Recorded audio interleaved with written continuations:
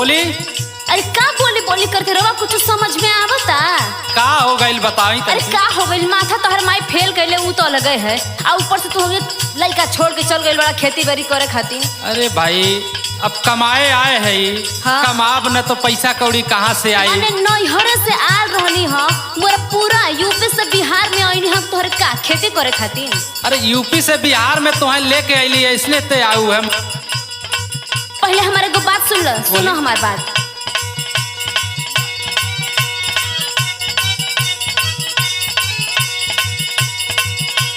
मघवा पुसवा में लागे बड़ी जाड़ हो,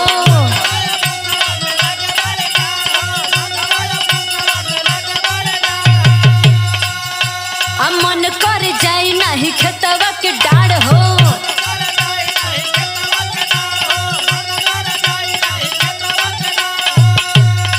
देखो बोला रउआ बम्बई में जाके कमातानी, हाँ, हमरा के अकेले छोड़ के गल बानी। अरे चपनू के पापा ई सही बात बा का?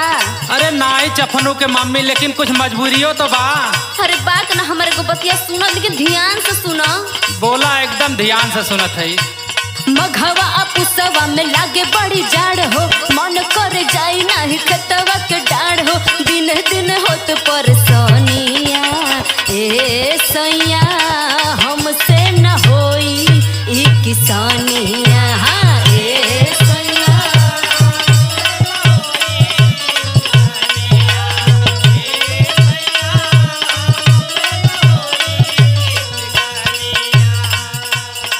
सुना रानी, बोला। देखा ई मजबूरी बा कि तोहे छोड़ के आवे पड़ा नहीं तो आई तो इतना। अरे हमके कुल मजबूरी हाँ? पता बा, बिहार से पहले तो और कुल मजबूरी जानत है हम। अच्छा ब्याहे के तो अलग बात रहा था, तब नया नया रहा था, सबके जोश रहा था। हम लाचार बानी चफनू के माई,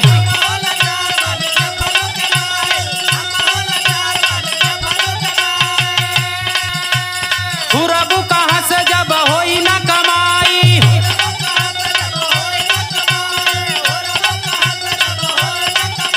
सुनत हूँ ना? अरे कुल सुनते हैं। सुना सुना। हमहू लाचार बानी चपनू के माई, हुरबू कहाँ से जब होई ना कमाई।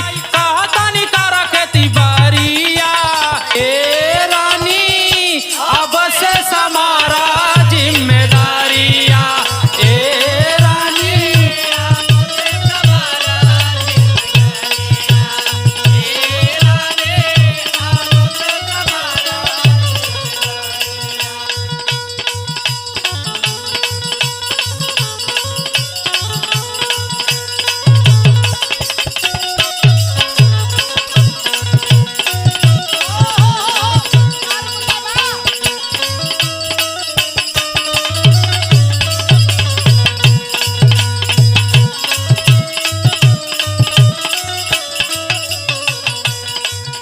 का हो बोला। इतना विपत सहतानी, हई दुठे देवर के सहतानी, एक तार बुढ़वा बाप के सहतानी, तारा माई के सहतानी, एक जुल्मी ननदिया सहावती है। अरे भाई, बतावा। अरे भाई बड़ी हऊ तो सबकर सहाय के परी। अरे बड़ है तो ऐसे का होला, तोहके समझ में आवे के चाही ना। हई चफनुआ हमके परेशान करके रख ले बा, तो ही आवा के समझावा। ठीक है, अच्छा चल। सुनो हमार बात। एक तो भरा के नहीं गहिल रजइया,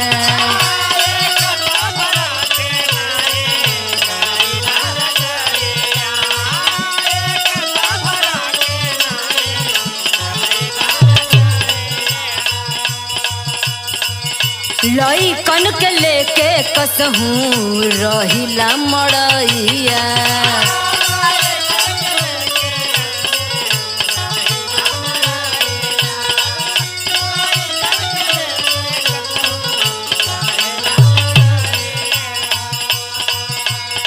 बतावा हो, इतना बाबू माई हमार दौड़ दहेज दे के बियाह करने के लड़की हमार सुखी से रही, अब मर्द मुंह मारता जाके बंगाल में। बतावा। ओहो, मैंने सही कहल बा कि बंगलिया जरूरत जादू कर देवल ना।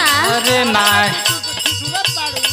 अच्छा ये बतावा, सब तो अपन अपन लेके फरिया गइल बा, हमार के देखता इतना जाड़ा पड़ता, एको रजाई बनवा के रउआ गइल बानी। नाही तो गलती हो गई। तो गलती भइल में तो रउआ आई और बनवा के तब जाई। ठीक है, बात हमार सुनी। एक तो भरा के नाही गइल रजइया, लइकन के लेके कसहू रहिला मड़इया। अब कुछ दिन बद चपनू के पापा,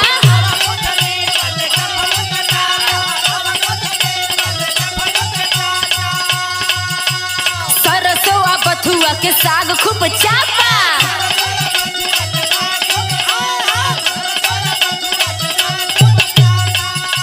का हो बोला।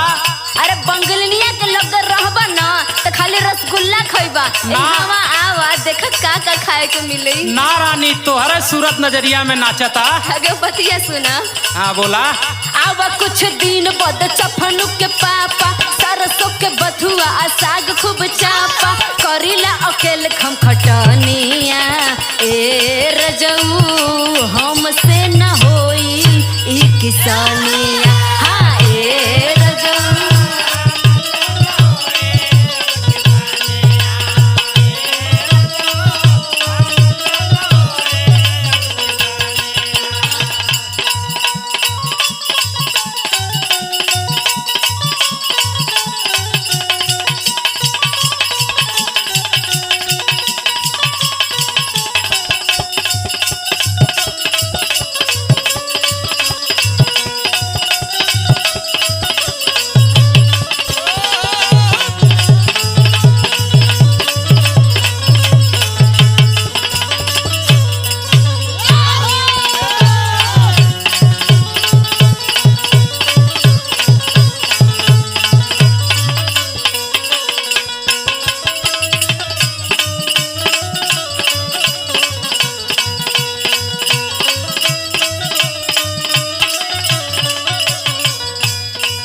ठीक बा रानी, पगार मिले तो पैसा भेजे तानी। तू पहले रजाई भरा लो।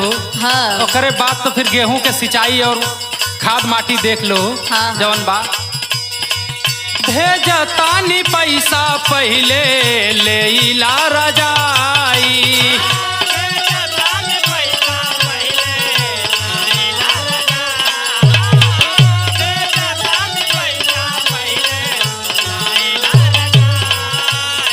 सामने बदेखा गोरी गेहूं के भराई।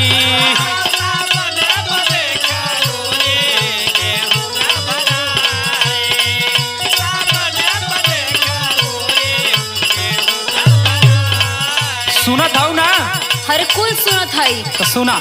हाँ। भेजतानी पैसा पहले ले ला रजाई। सामने बगोरी गेहूं के भराई। हाल बटे बम्बई के बहुत खराब हो।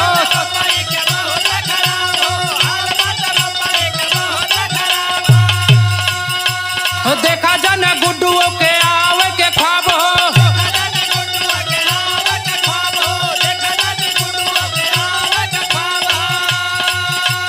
मिलता ना ठीक से पगारिया, ए रानी तो है समारा जिम्मेदारी।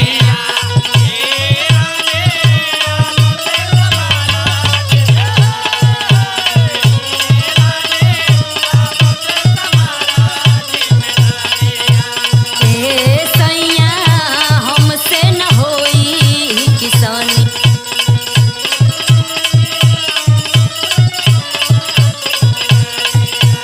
ए सैया हमसे न होई किसानिया।